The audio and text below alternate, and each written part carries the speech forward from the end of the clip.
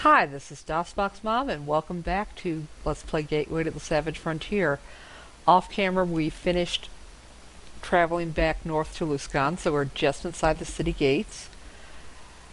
And I think we're going to head to the weapon shop first and sell off the gear that we got off the bugbears that we fought in the wilderness.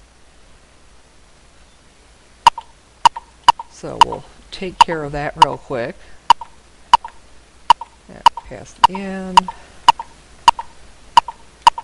Pass in a couple of the palaces.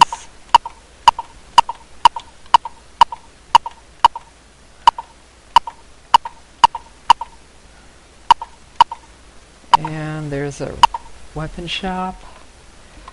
And we'll just go in here real quick and sell off the junk that we found.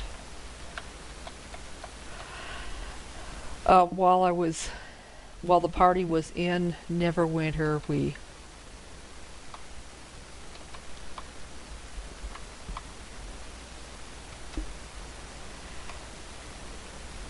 got everybody trained. I think it was basically the Street Fighter and our Paladin.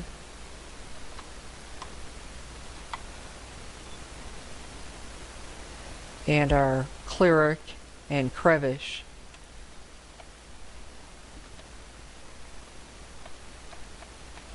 And then we hadn't needed to use the jewelry we'd found earlier to pay for any of that, so we got that appraised and bought some magic scrolls for the two mages. They were able to learn a couple spells off those.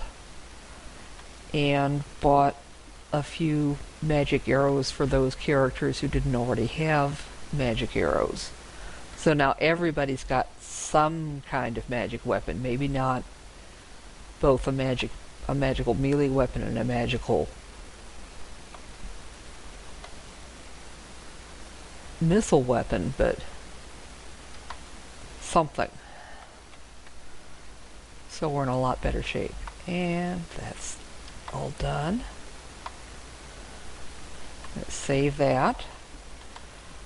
And let's head down to where the Hosttower is.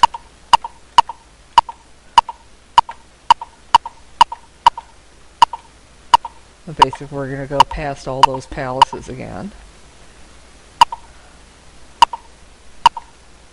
On a small island to the northwest, a tremendous tower looms above you.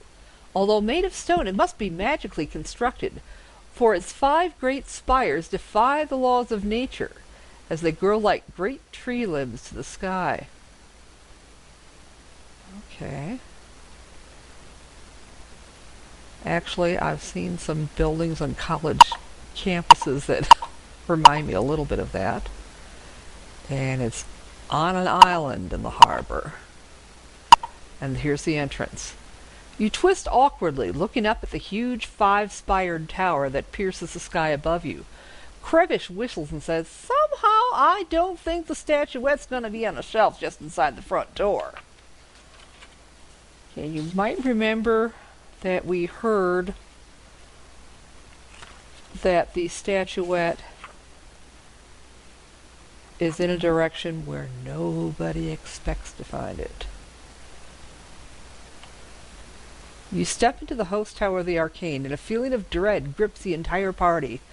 Rising far above you to pierce the clouds is a colossal spire filled with wizards of great power and even greater evil. Crevish looks around the room and says, "Maybe going up this tower isn't such a good idea after all." Okay. So let's see where we are. Okay. So there's a hallway here. And there's only one obvious way to move on. So it looks like we're climbing the tower.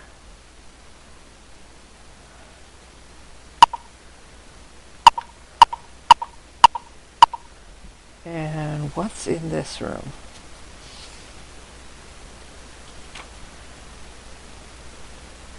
Okay, that's a library. And there'd be a host tower, one host tower wizard and a guard. And apparently each time you go into a library, the size of the group increases. I don't think we have to do any of those.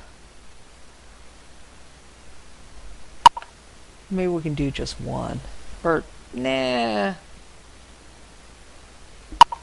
I think not, since we're not able to rest safely in here. But hey, there's wandering skeletal fighters. Ah, 5 groups of them. So once we eliminate those, then we can rest safely in the dungeon areas. Okay, and let's see. Looks like half a dozen. So we'll go wail away at them with our magic weapons until our clerics can hopefully turn them. Our cleric and our paladin, that is.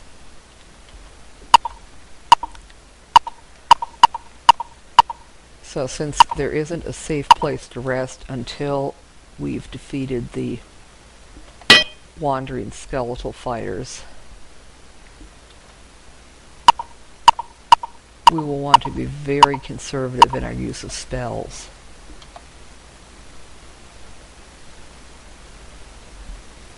Turning them all works. Okay. And she still had her staff sling equivalent from when we were going against the bugbears out in the wilderness. Okay.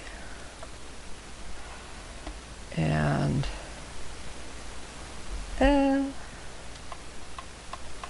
we'll have a chance to sell junk off at the armory before we leave Luskan. Oh, hey, our ranger has earned a promotion. There is a training hall out in the islands that we'll be going to afterwards, where we can get him trained, because we're not going to be able to go back to Neverwinter immediately after this.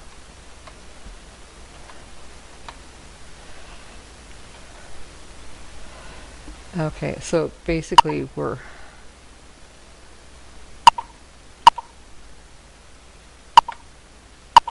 wandering around the host tower, and this should be another one of the libraries, and there's really no need to go in there.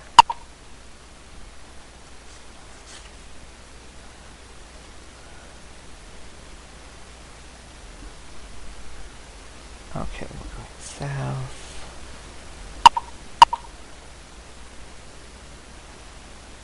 Yeah. And now we're going... Okay. Now where are we going?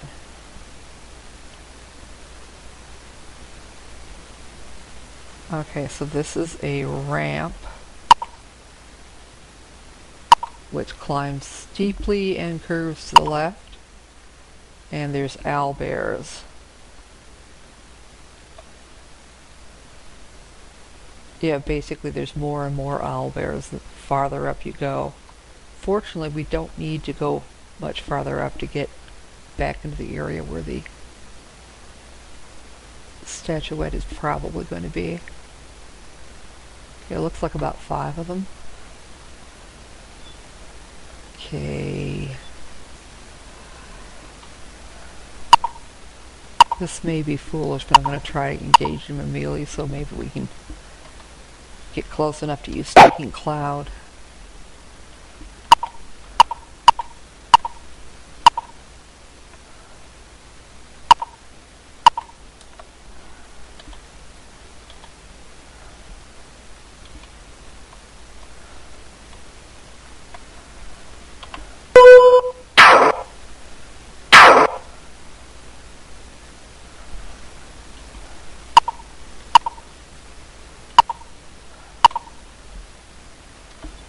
Okay, and I think we should be able to take out one of those owlbears that we stunk out. There we go. Oh, crap.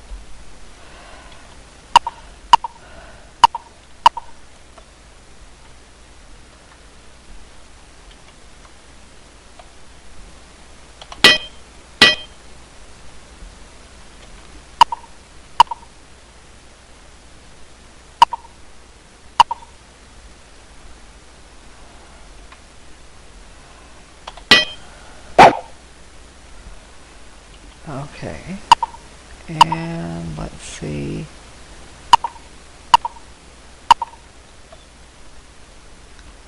Okay, she's not really close enough to do cloud, but we could try a sleep spell.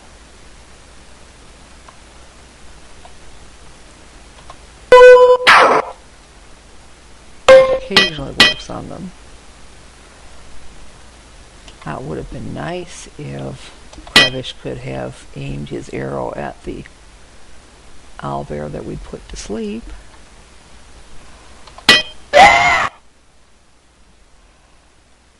Okay, now none of them are close enough, or bunched up enough to make Stinking Cloud useful.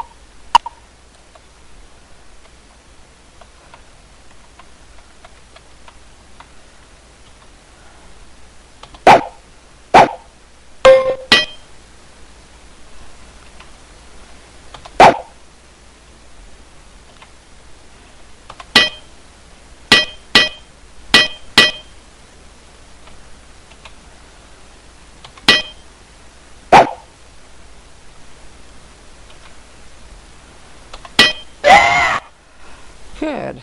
Now our ranger isn't being hugged by the feathery Care Bears anymore. And just the one owlbear left, which has done an awful lot of damage to that mage. That very foolish mage.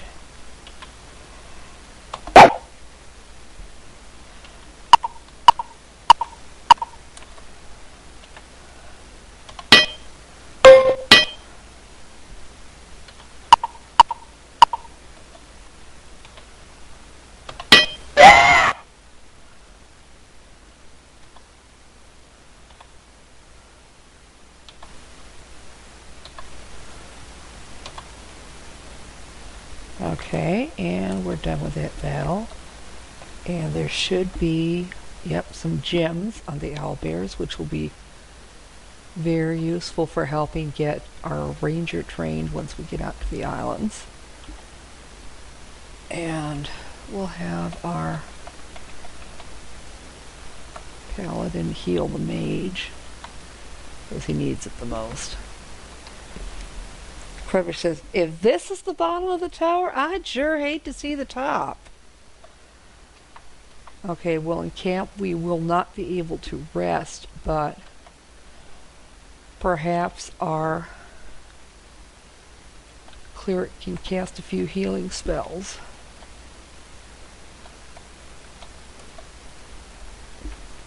Which should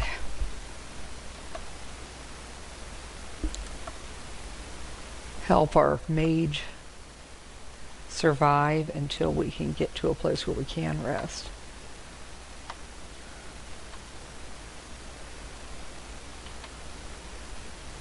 And if this is a level with owlbears, it's not going to be safe to rest at all. Now, if we take a right here, there should be a secret door.